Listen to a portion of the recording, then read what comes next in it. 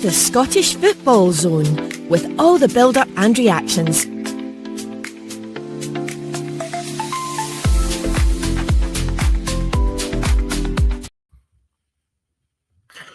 Welcome to the Scottish Football Zone this afternoon. We are looking back and looking forward to one more game in the Scottish Cup tonight. It's a weird time for our Scottish Cup tie, 7:30.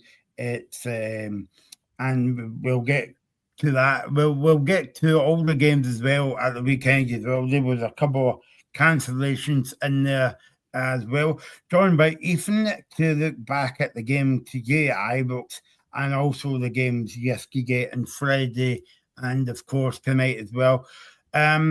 Just to let you know, just in case you haven't saw it or whatever, Rangers were very impressive this afternoon. Rangers won 8-0 against Queen's Park, and all the talk before the game was could it happen again? Well, it couldn't because Rangers were dominant from the word go. Before we get to that game, the Aberdeen Murrow game was called off yesterday out of Dundee United and Spartans, and the Aberdeen game has now been played on Wednesday, the 18th of February.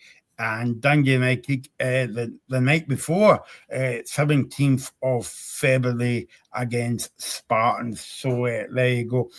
So as I say, Rangers 8, Queen's Park now today. Rangers were dominant, Ethan. Yeah, they were, and I haven't seen any of the game, but I don't think you need to see an 8-0 scoreline to think how the game possibly went. And yeah, there was a few Rangers players obviously still in the dressing room from that defeat a couple managers ago, obviously under Philip Clement last season to Queen's Park, and I imagine there was a few Rangers fans going to the game today with a little bit of nerves and with that on their mind. And I think it shows that the Rangers players and Danny Rowe, probably looking back at the previous result, I'm sure he was made aware of it, that we're going to take our frustration out in Queen's Park and let them remember why we're Rangers Football Club and why you're Queen's Park. And yeah, it's obviously not been a great week at all for Queen's Park. They lost to Ross County and dropped to the bottom of the Championship, and then obviously thrashed Ibrox. But really good outing from Rangers. Don't think you can ever take too much from these games against lower league opposition, but a Championship side that obviously they were in a similar position last season and came to Ibrox and win. So these things are never formalities and should be taken that way. And Rangers obviously didn't take it that way. Obviously, there's lots of positives and even who scored. Ryan Nadiri getting 2 on his full debut. So that's obviously a great start for him coming in for the money, and that'll take a little bit of weight off in him and Danny Rowe's shoulders for bringing him in for what we all called a pretty high price from the league he was playing in. Miovski getting a goal will be good for his confidence, you would think. His 4th now in 2 Scottish Cup games, obviously get the hat-trick in the last round. Chukwueze getting his first goal for Rangers as well. And then James Tavernier getting a first-half hat-trick, which I think it's the first time James Tavernier scored a hat-trick for Rangers, which is surprising considering how many goals he has scored for the club. But yeah, I think that the last time I remember him getting close to a hat-trick was the game, I think it's probably quite an infamous game, was Rangers v St Mirren, I think it was, where Rangers were awarded 4 penalties. And I think he scored 2 of them, gave one to Jermaine Defoe and then missed the other one, so he'd only scored twice, but obviously he only needed the 1 penalty today to get his first hat-trick for Rangers. So yeah, a remarkable achievement for him, and just keeps adding to his long list of goals and assists, because I believe he had 2 assists, or only one he's credited with in front of me here, but I've seen someone saying 2 assists. So yeah, an excellent one for Rangers, and they can maybe wipe out the disappointing drop points against Hibs now with 2 really positive wins over Kilmarnock and now Queen's Park. It's one of these ones, Ethan, that when the big guns go up against a Championship 1 side or League 1 side, that and are hiding to nothing basically because if Queen's Park beat them today, they're like that. Well, imagine getting beat off for Queen's Park and then. But in the same token, Rangers won 8-0 today, and people say that, well, it's only Queen's Park you were playing. So Rangers were in a kind of no-win situation here today. Yeah, exactly that. And they done what was necessary in a really convincing way. And I think the Rangers fans will take a lot of confidence from it because we know we all have addressed that what we think Rangers struggle with the most is creativity and finding sort of chances on a regular basis to score goals, and they must have found a lot of chances today if they put the ball in the back of the net 8 times. I know that the caveat's going to be it's against the Championship team, but that'll give the players confidence of being in the right positions. Maybe they have found the number 9 they need in Ryan Adiri if he's scoring twice on his full debut. And yeah, I think it's positives all round for Rangers. And you look at the starting 11 for Rangers.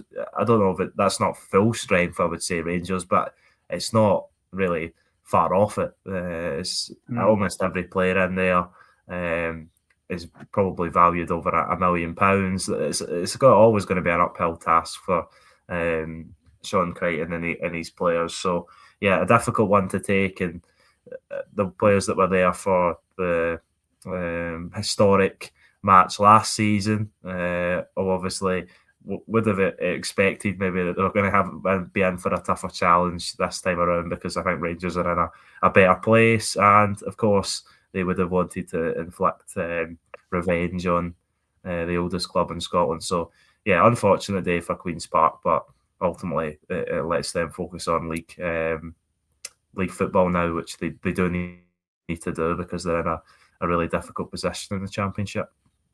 And I think the only thing Queen's Park could take out of the game, Ethan, is like a big payday in terms of when you get the Scottish Cup, it's like half the gate, and also they get the TV half of the TV money as well. But yeah, I mean, I don't know what Sean Crichton and that the Queen's Park fans were hoping for, but I think maybe they were hoping for, maybe they were hoping for a kind of like tighter game. I mean, tighter game as in, 3-0, 3-1, but not 8-0.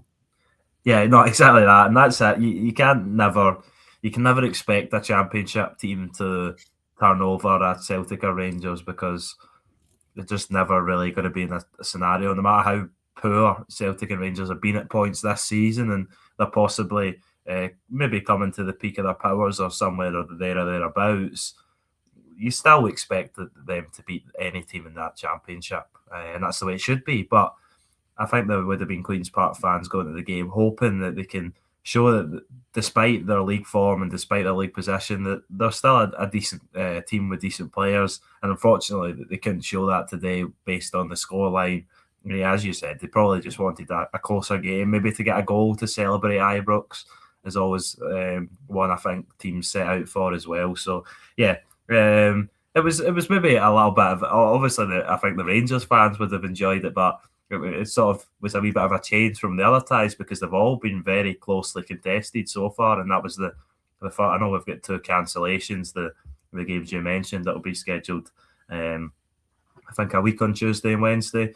So yeah, the games are obviously to look forward to as well.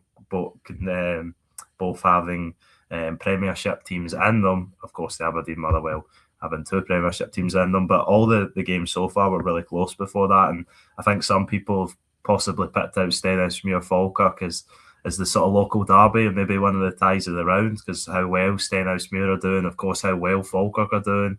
So that'll be a really entertaining game later on. I'm looking forward to it. See, when you take the game today in isolation, 8-0, I mean, what will that do for Queen's Park confidence, but also what will that do for Rangers title hopes? Because obviously they're away to Motherwell on Wednesday night, and then they've got Hearts next Saturday and next Sunday, whereas Queen's Park are fighting for their life at the bottom of the Championship.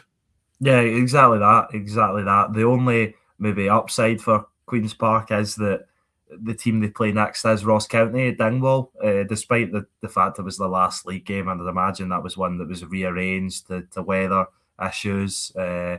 But yeah, losing to Ross County, and Stuart Kettlewell seems to have done a decent job since coming back to Ross County, obviously dragged them off the bottom, and that seems like a game they really need to win, because if they lose that, then it looks like they're really going to be in the well, could you say driving seat for relegation. The favourites certainly for relegation in the Championship, which is not where they want to be. They want to stay in the division, and maybe I don't know. It's difficult to take positives on a day like this for Queen's Park, but they can't have expected to go to Ibrox and win again. And unfortunately, they were nowhere close. I mean, they couldn't have been further away from winning the match today, but that's just how things fall sometimes. And I think they still would have, if you had offered them to lose, to play Rangers in back-to-back years in the Scottish Cup, lose one of the games 8-0 but win the other game, I think they probably still would have taken that, and the fans would have still taken that, because this is one of the biggest upsets in Scottish Cup history, right next to Celtic and Inverness and stuff like that. So yeah, but I don't think that this will overshadow that, but yeah, it's going to be really difficult for Crichton to turn those players' head around and get them up and confident again for that massive trip to Dingwall, which seems like an early relegation 6-pointer, which if they lose, then I've got to say it seems a long way back for them. Yeah, I mean, are those Rangers, they look very impressive, but as you say, it's the you couldn't really take anything out of the game. Only if you were a Rangers fan, you would be delighted to win 8-0, and that just carries on the feel good factor at Ibrox at the moment under Danny Rowe. Yeah, exactly that, and obviously they scored. What was it? Was it 5? Yeah, it was 5 goals against Kilmarnock. The other caveat is obviously the red card. So, but you can't knock scoring 13 goals in 2 games against any opposition. That's always good, and especially when they were struggling to score goals against Hibs, and some people said that they could have played 90 minutes and not scored at Easter Road. So that's a change, that they are being able to find the net in a regular basis, and that'll breed confidence into the attacking players that they can find themselves in the right positions and put the ball in the back of the net. So yeah, really positive for Rangers before 2 massive games as well, because if you needed confidence, or you were lacking the confidence to score goals, Motherwell are not a team you want to play against, because their defensive record this season's been excellent. Possibly, I've said it a few times, the best defence in the league. Certainly recently they have been, with the amount of clean sheets they've racked up. So yeah, Rangers will feel a lot more confident. Both the fans, the players, and maybe Danny Rowe and his team's ability to go to Fir Park and not only get a goal but get possibly a win, which would be a massive statement towards the title race. And then obviously the game, the following match on the Sunday needs no further explanation to the stakes of it. I think as well, I don't know about you, but I don't know if Danny Rowe will make changes to the team. It'll be a bit unfair if he drops the players out, any players out that team today. But, that Rangers has got a big squad now. Yeah, it is, and it seems like they've got some players that come in today. Obviously, as I said, I didn't get to watch the game, so I don't know how well these players that have come in played. Obviously, Liam Kelly comes in as the cup goalkeeper. That'll be one you expect to go back to Jack Butland. Dujon Sterling came off at half time, which he might be injured again, which is obviously not good, because he's seemed to suffer with that his whole career being at Rangers. It's unfortunate. The new left back, who obviously played against Kilmarnock, to Romans, he looks like he's impressed so far. Comes off at the hour again, probably still trying to get his match sharpness up. Oliver Antman starts today. He's one that I don't imagine would be in the first 11. You've got the main players I think that are probably looking to come back in are your let's say Mikey Moore's probably going to come back into the starting 11, Jack Butland, and then probably Nicholas Raskin as well. But I think Chukwueze and Raskin's possibly his favourite midfield, and behind Taylor Asgard as well. But he seemed to play a 4-4-2 today, certainly to start with, before he brought Bayrami on for Dujon Sterling, which might have suggested he went to a back three. But a 4-4-2 is a bit of a switch up from Danny Rose, so maybe that caught Queen's Park off guard in that sense, that we're expecting to play against what most of the time we've seen him play a back three, a back five. He's very versatile in what he wants to do with his Rangers players, but to start the match with a 4-4-2 was something I didn't expect to see, and I don't know if that's the way it actually played out, because looking at the formation here doesn't really tell the whole story unless you watch the match. I do know that, but yeah, that just shows that he's willing to switch things up and try things and keep the opposing managers on their toes. There you go. So final score for my books: Rangers 8, Queen's Park 0. A very impressive Rangers today. As Ethan alluded to a moment ago, we've got a derby in the cup.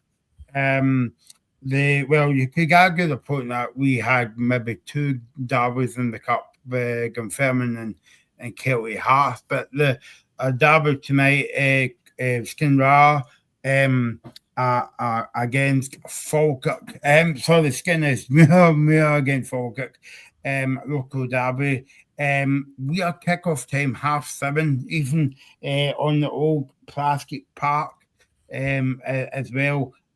So we spoke about this game on Friday. What do you think of the game tonight? I think it's a really brilliantly set up tie with how well Stenhousemuir have done this season.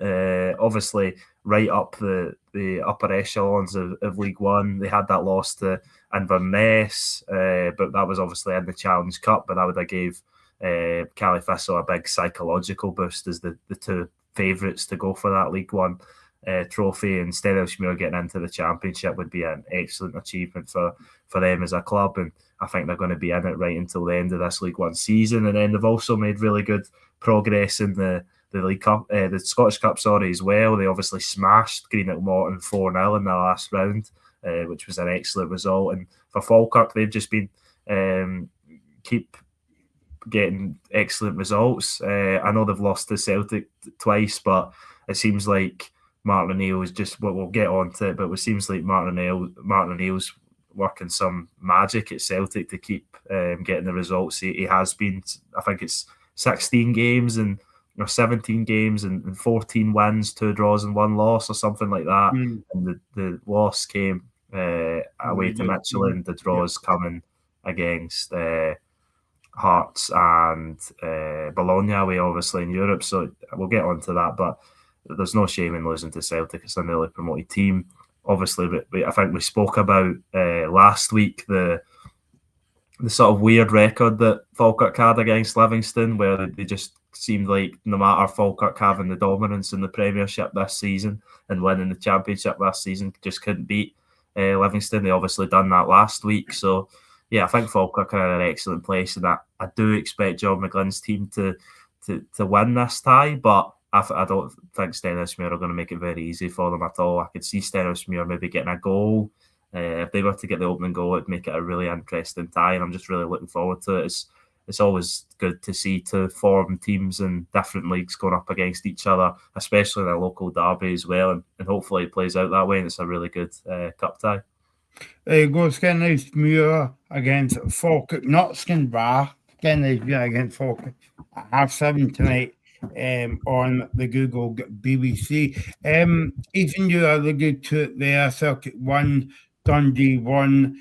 Celtic 1-2 after extra time, and you could say that this was a kind of a good old-fashioned cup tie, because obviously Dundee defended well, especially when they went 1-0 up and 10 minutes to go.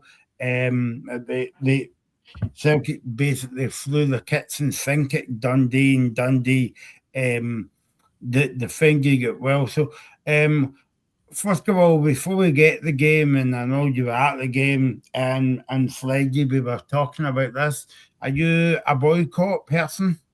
Oh yeah, I was going to go to the game tomorrow, but my dad couldn't make it, so I wasn't too bothered about going. So I just watched it on the telly, and yeah, well maybe glad in some ways that I stayed at home, because I didn't think the Celtic performance was excellent, as a lot of people probably didn't. But at least I didn't go to the game and then leave in the final minutes, because obviously the Premier Sports showed a few Celtic fans leaving before the game was done, and then obviously Celtic get that equaliser deep into injury time, which I think some people found quite controversial. The timing of it, I think if you watch it back, Kieran Tierney was down with that really nasty kick he got in the face. So hopefully he's okay. He was up and smiling after the game, much like he was obviously after that memorable Scottish Cup win over Aberdeen when he had to go to the famous story of going to the dentist and then running back to lift the trophy at the end. So yeah, I think it wasn't excellent from Celtic and Dundee, and credit to Stephen Presley. They made it really difficult for Celtic to find any rhythm in the game, any flow. It was lethargic, and I predicted last week that Celtic would drop points against Falkirk because of the amount of minutes they played, and I think that was a solid performance from Celtic. Not brilliant again, but it was good enough. This week it seemed even worse, and maybe the minutes were catching up to the legs of those Celtic players that have played 90 minutes after 90 minutes after 90 minutes. And I know Martin O'Neill made a few changes. We got to see some of the new signings, some to great effect, some to less so. But sometimes in the Scottish Cup, it's about getting the job done, especially against a Premiership opposition, and that's what Celtic done. Yep, and also Celtic's got a new player till the end of the season with an option to buy Oxlade Chamberlain as well. But I mean, it wouldn't be a Scottish Cup tie without two controversial incidents. The kick on Tierney, do you think that was a red card? And also, do you think Celtic had a penalty as well? Yeah, well, I would start on the red card incident, or the Kieran Tierney kick in the face, as I referred it to by Cameron Congreve. I don't want to see that as a red card. I think Kieran Tierney's he's coming down to sort of head the ball, and Congreve, it's a bit careless from him because he's throwing his legs high in a dangerous position. I get that, and it's caused Tierney a pretty nasty injury where Celtic had to use the concussion substitution, which I think is a good protocol. We obviously seen Celtic make 6 in 90 minutes, which is something you don't usually see, but that's what the protocol's for. And yeah, I think I'd like to see that as a yellow card, but understand why Celtic fans think it should be a red, because if you remember back a few seasons ago, and this one is always used as a sort of benchmark, the Yang red card at Tynecastle, where I think his foot was maybe a little bit higher, but I don't think he even made contact with a Hearts player. And if you're asking me what's more of a offence or a foul, having your foot a bit higher and not making contact, or having your foot a bit lower and kicking somebody in the face, then I don't think that's really up for debate. But yeah, I'd like to see that as kept as a yellow card, because I'm always for trying to keep 22 players on the pitch. Going to the penalty, I think Michael Stewart actually really done excellent to point it out. He pointed it out straight away and said, I think this might be a penalty here. And at first I didn't think much of it, but then watching back the replays, you can see that the pushes starts outside the area, but Thomas Chivanchara has his foot in the box or on the line by the time that the push is done and by the time he's sent to the ground. So I think that should have been a penalty. I don't really understand how they came to the conclusion of not giving it as a penalty. So yeah, I think Celtic were really unlucky in that way, and if they'd got that penalty, it might have been a completely different game. Obviously, hypotheticals, and shouldn't take any credit away from Dundee, but it felt like one of those games where nothing was going to fall for Celtic, and then they obviously get the goal with the very last kick of the ball. There was also one where I don't know if you remember, where it was a cross and from the right hand side. I think it was Julian Araujo, and the linesman blew for the ball going out, and Celtic had the ball in the net. Obviously, Dundee had sort of stopped playing, but I don't know. It just seemed like it it wasn't going to be Celtic staying that way, and then obviously they get the goal, and over the added time they showed on the board, and it's caused a bit of frustration between some fans, but I think it was pretty fair, and then Celtic get the goal, obviously like a minute into extra time, and then it's a really uphill battle from Dundee from there on tired legs. Yeah, I mean, every week we come on the show, even it's the people might be sick of us saying it, but it's two inconsistencies again from the kind of like match officials as well. Because I remember a few seasons ago, I think it was involving Rangers, the same kind of incident, and I can't remember. I think it was Tavernier fell into the box and they got a penalty for that, So, I mean, I don't know what the difference is between that and the one yesterday, but there you go. What do you make? I mean, obviously Dundee's out the cup now. Everybody says that, what can they take out of the cup? Nothing, because they're out of the cup, and then they concentrate in the league. But they done everything right last night. What a goal they scored as well in the second half. You could say maybe from a Celtic, the defence was pretty poor as well, but the Dundee guy still had to get the job done. They done it well. What could Stephen Presley and Dundee take out that game to finish the league campaign off? I think they can take a lot of confidence from the game, and I think that's what Stephen Presley and these players will do. These results are always difficult to take, the way it sort of fell with the last-minute equaliser to force extra time, and when that happens, it's so difficult for the team that are defending on the back foot to really go again and get a winning goal, and that's why Celtic were always going to be the favourites at that point to go on and win it.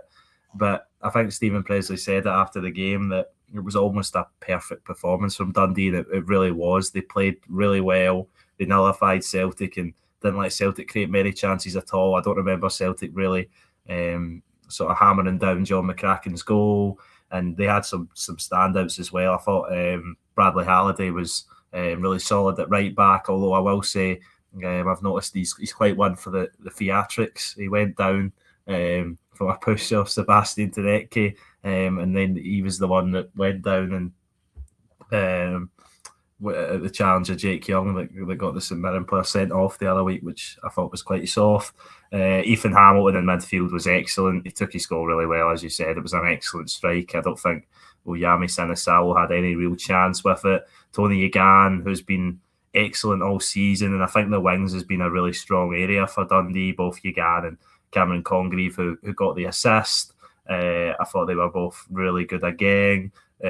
Obviously, we got to see Joel Cotterill for the second time, and the first time seeing him in a 90-minute or a live game rather. I thought he was okay. The loanee they brought in, Jan Danda, showed his quality and points. Simon Murray, without scoring, he's found it really difficult this season, was putting pressure on the Celtic defence as he always does. So yeah, I think there's a lot of positives to take from the game for Stephen Presley and Dundee, and they'll be confident that they can. I think the priority is still for Dundee to stay in the division because a lot of people tipped them for relegation, but I think Stephen Presley's done an excellent job, and I think everyone's recognising that now.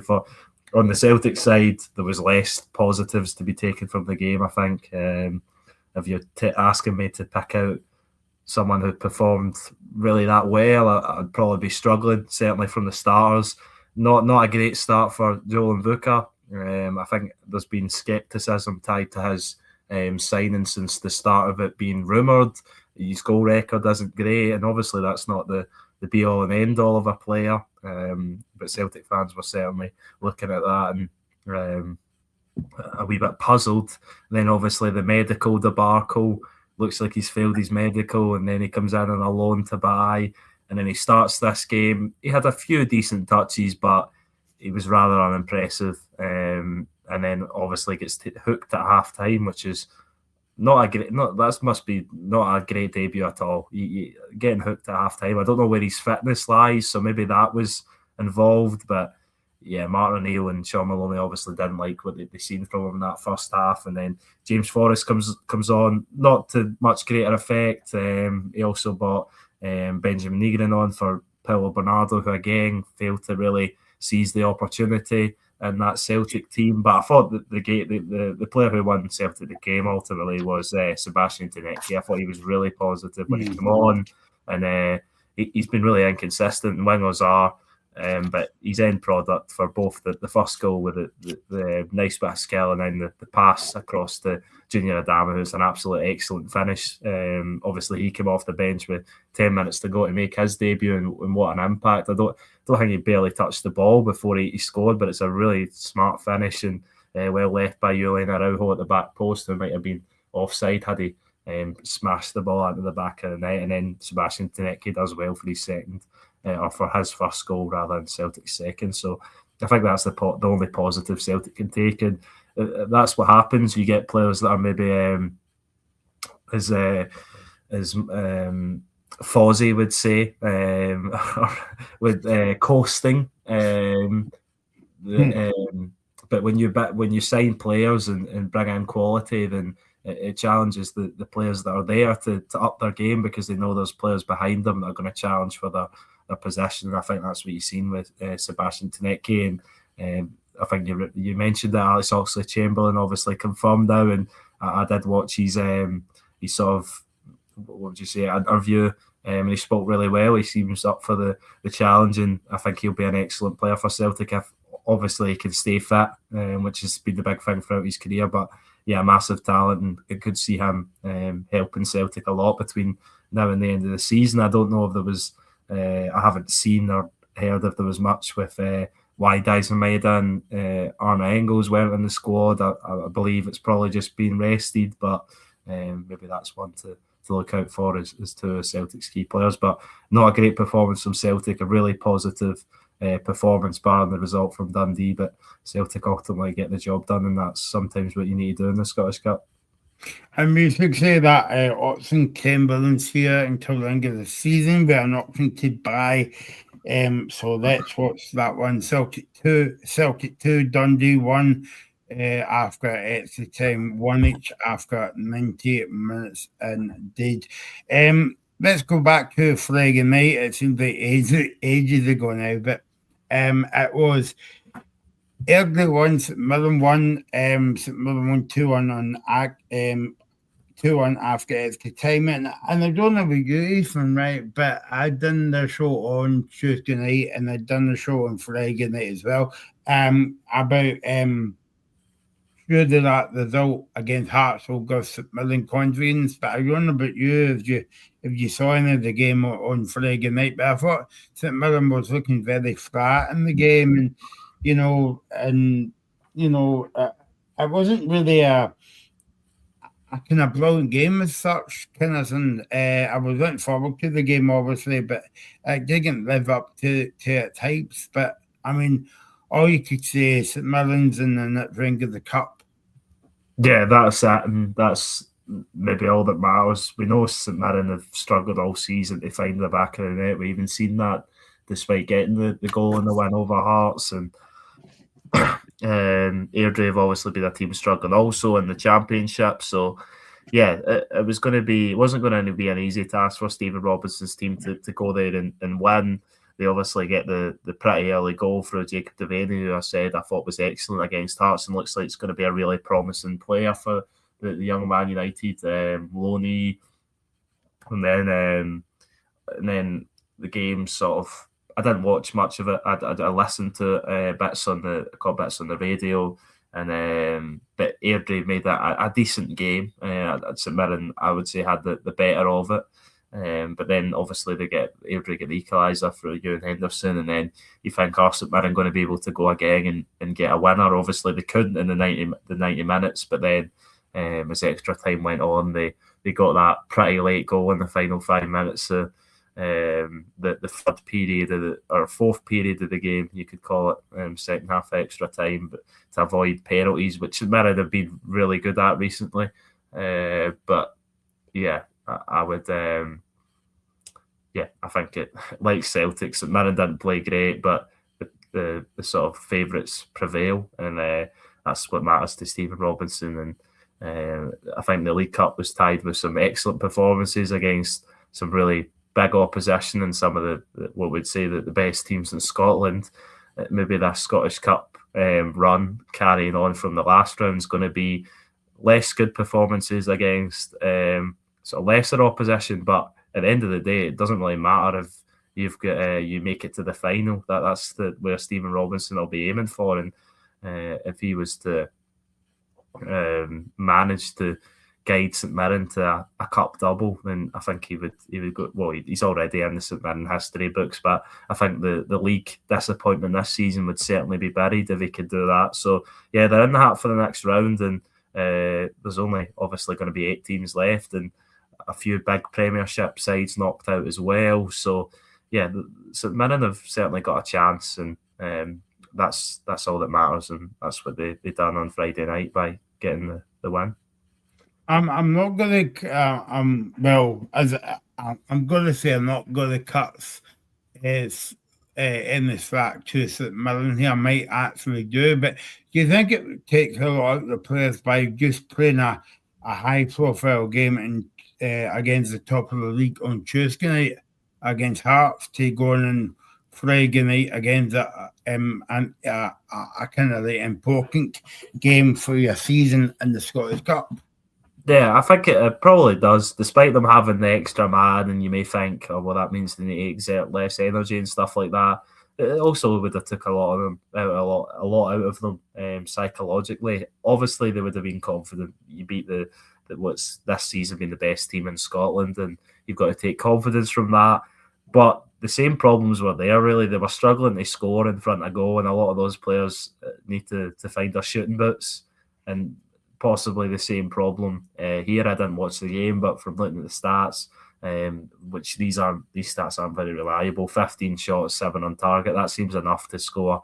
More than waiting until extra time to find a winner. But sometimes that's how the game just falls. And obviously we've seen not the exact same story, but similar in the Celtic game where they're the favourites and they've had most of the chances without playing too great, and then it takes them until extra time to get that winner. So yeah, it's good that we're seeing close games that really go down to the wire, because that's what the Scottish Cup's about. We want to see the teams in the lower divisions that don't have many expectations competing with the sides in the Premiership, because it makes for a better competition and a more entertaining one, rather than which Rangers winning 8-0, which of course is always a possibility to happen, but yeah, I think these close games are always more entertaining, and why the Scottish Cup has upsets and why everybody tunes in and gets so excited. Well, not everyone, because I know some people aren't too excited about the Scottish Cup and stuff like that, but that's certainly why I enjoy it so much. Yeah, and for Airdrie, I mean, where does that leave them in terms of the rest of the season? They're kind of not doing too well in the Championship at the moment. Yeah, I would put that. I would maybe said I was maybe a bit harsh on Queen's Park before, saying that I'd really worry. Well, I would still really worry for them if they lost to Ross County in back-to-back league games. But Airdrie aren't far away. They're and they played 2 more games than Queen's Park, and they're only 2 points ahead of them. So yeah, I think they need to start picking up points on a regular basis as well. It's so difficult in the Championship. It's so tight. You look, there's only 11 points between rock bottom, Queen's Park, and playoff place, Ayr United. So yeah, there's still a lot to play for in the Championship, and it's going to be really entertaining, that relegation race, as well as the title race between the top 2, and then if any teams like a Dunfermline or Raith Rovers or maybe even a Greenock Morton want to try and push Ayr United out that final playoff spot as well. So yeah, there's still a lot to play for in the Championship, and Airdrie are one of the teams that will be most concerned, because they're obviously their fate in the division is at risk. Yeah, and we always say in the show, like, football should never be played in artificial parks. But if you were watching the game, Ethan, and you didn't know that there was a a plastic surface. It's one of the better ones. Yeah, it is. I've been to the Excelsior Stadium a few times, and it's a good quality surface, and just unfortunately the game maybe didn't turn out the way that it could have done, and could have been more goals, could have been more entertaining, but it was very tightly contested between two teams who probably are on the highest of confidences, considering their league places, and don't want to make a mistake, and that's sometimes what happens in Scottish Cup games. It's but teams refusing to take risks, and then it can happen like this. But we got 3 goals, so not the worst. And every game's had goals so far. No penalty shootouts as of yet either. I've certainly jinxed that now for the later kickoff, but a good cup tie between two teams struggling in their own divisions, but it gives them both the opportunity to get a distraction from that, and for St Mirren to progress to the next round, and maybe go for a Scottish Cup and a Scottish League Cup and Scottish Cup double, as I said. And also we've got 2 championship teams going to the 2 championships going into the draw. We'll talk about the Packet Thistle game in a minute or two. Big win for Dunfermline yesterday, Neil Lennon side won 2-0 at home. And apparently, I never saw this game, but apparently Dunfermline was booed over at half time by winning the game. Now, I don't know about you, Ethan, right? But this is actually like sleeping into the game now, because at Hamgate on Wednesday night against Rangers and Kilmarnock, albeit Rangers weren't playing well, but they were still winning the game, and the fans still booed them over at half time. And the same yesterday happened at East End Park. So I mean, I could see the point if the team was getting beat at home, maybe like 2-0 or whatever, but they were winning the game at half time and they were still booing. Yeah, no, I found that absolutely crazy when I seen it the other day, and I've seen a few sort of things like that, and I think people forget that football is a game that it's ever changing. You can't expect a team to play well every single game and win every single game in a convincing fashion. And if you did expect that, then what is the point? Because it just takes the whole entertainment out of the sport. The fact of nearly losing a game, or nearly dropping points, or nearly dropping out the Scottish Cup's all part of the entertainment of supporting your team. And I've never understood. I think I've said this before on here. I've never understood booing your own players. I understand everybody's well entitled. They pay their money to go to the football, and they're well entitled to give their opinion on it.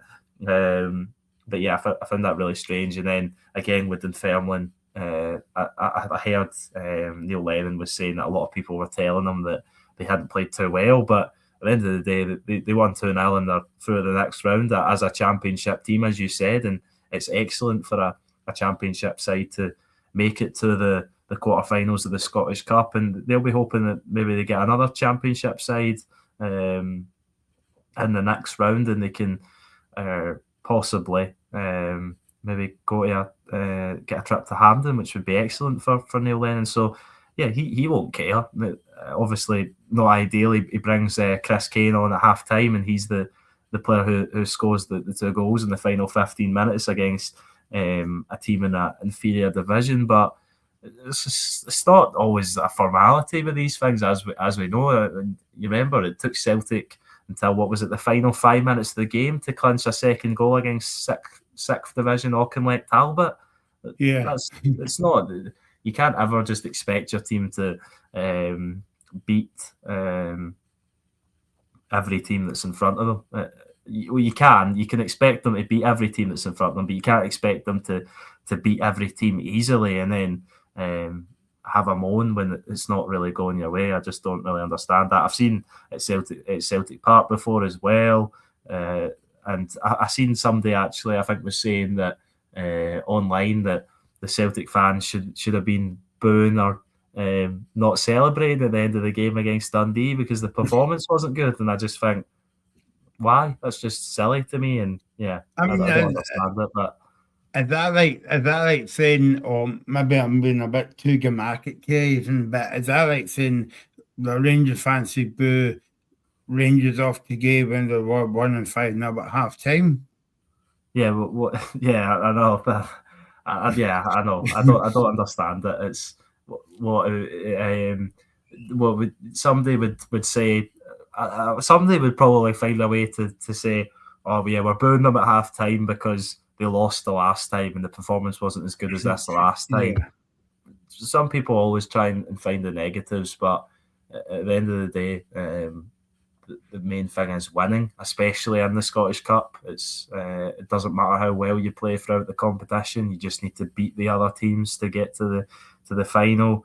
And we've seen that plenty of times in the past, that teams that have not been the best team or not played very well throughout the tournament have won tournaments. You see it all the time. It doesn't happen in the league usually. You usually don't see a bad team win the league. It's usually the best team that wins the league, and that's why leagues are usually the most difficult thing to win.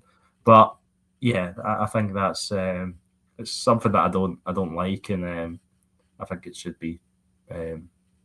Well, it's not going to be taken out of the game because it's something that's developing in the game. But yeah, it's something that I've never really understood, and I don't think I ever will. You were saying about Glenfermon might be going against a championship team, but they might be going against a Premiership team as well, because don't forget, Hibs went there in the last round and beat them. Yeah, of course, it's the excellent point you make, and they'll be confident they can beat any team in this that's left in. Obviously, I think everybody. I don't think anybody would want, maybe Rangers and Celtic fans, but I don't think anyone else would want Rangers or Celtic in the next round, because obviously they're the favourites to win the whole thing. I know they haven't played yet, and because Aberdeen's pitch, like Dundee in that area, seems to be really struggling with weather at the minute. Obviously, we've had 4 postponements now between Aberdeen and the pair of Dundee clubs over the last few days, which is unfortunate. But when that game does come around, I expect Motherwell to win that, and I think teams would want to avoid Motherwell as well, because I don't see them really losing to.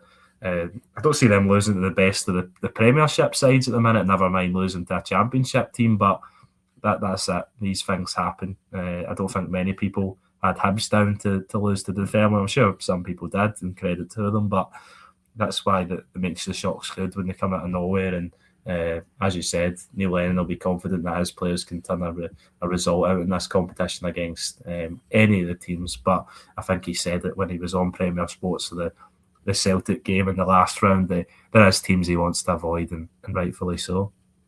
And another team that maybe Celtic and Rangers and the rest of the teams would like to involve it is Partick Thistle, because they went away from Muskegee, albeit it was a brilliant support. Partick Thistle took up as well.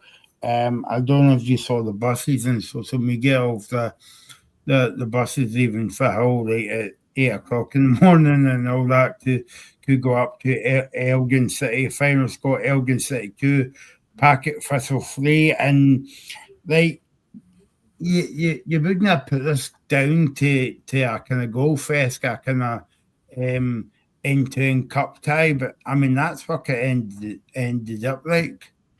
Yeah, it's a team sort of down towards the bottom end of League Two against one of the teams looking to be in the Scottish Premiership next season. And yeah, you wouldn't have really put it down to be that way, but it was a end-to-end game. Partick Thistle led twice, and Elgin City paid them back, and then obviously Ben Stanley gets the winner with 10 minutes to go. So yeah, for Partick Thistle, like Dunfermline, they might have not played the best, shipping 2 goals, but they get the result in the end, and that's all that matters. And Partick Thistle now, like Dunfermline, 1 game away from a trip to Hampden. And as we said, we've seen, I think I said a few weeks ago, maybe when we were talking about the last round of the Scottish Cup, we've seen Championship teams get to Hampden in recent, and get to even Scottish Cup finals in recent history. So it's not out of the realms of possibility for these sides. And yeah, Mark Wilson keeps doing a an excellent job there, and a lot of people doubted him going into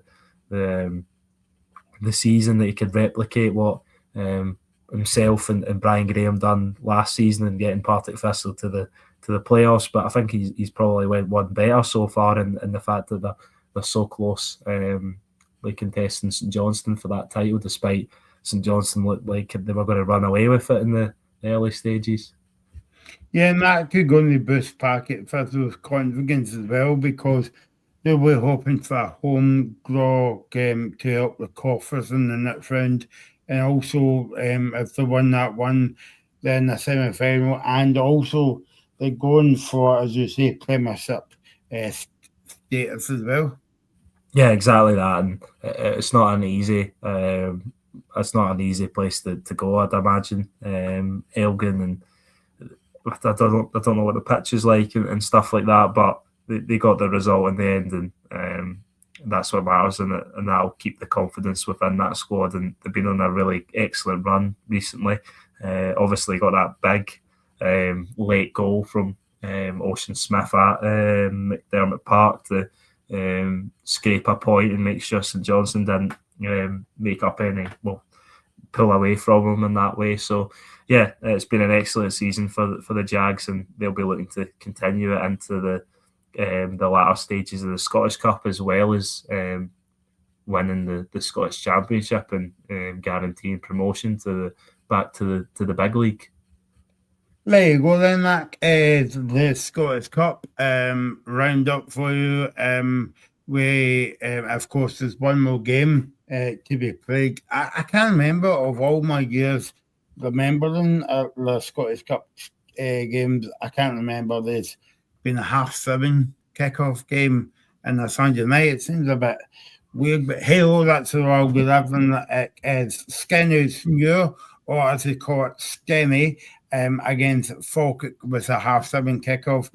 And then we'll find out about the draw, who will get each other in the next round of the Scottish Cup. There you go. That is your roundup of the weekend. Thanks to Ethan for joining us this afternoon. We'll be back next midweek because there's a full card. Tuesday we've got the Edinburgh Derby, and then Wednesday we've got the big games. Celtic against Livingston, and we have got Murrow against Rangers, and it all kicks off again. And so it's one of the ones Scottish football keeps on giving at the moment, and we love it. So keep on watching us on the Scottish Football Zone. If you haven't, you can like and subscribe to the channel on the Scottish Football Zone. And remember, one more game to make Skinra. Skinner's Muir, there you go, off again. Skinner's Muir against Falkirk, 7:30 kickoff. You're watching the Scottish Football Zone with all the build-up and reactions.